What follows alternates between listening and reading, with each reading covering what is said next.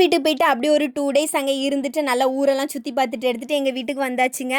புது கிச்சன் வந்து எப்படி இருக்குன்னு பாருங்கள். ஃபஸ்ட்டு வந்து பிளாக் கலர் கிரானைட் தான் போட்டிருந்தேன். இப்போ வந்து ஒயிட் கலரில் போட்டிருக்காங்க. ஆனால் இது கிரானைட்டா மார்பினேட்டான்னு எனக்கு தெரியலை.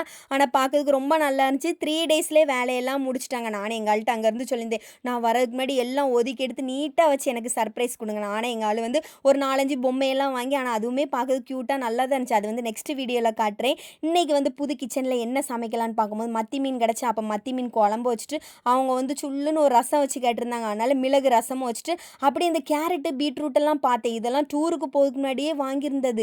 அது வந்து நல்ல வேலை செடியாக தான் முளைச்சிருந்து. நானும் மரமாக முளைச்சிருக்குமோன்னு தான் பார்த்தேன்.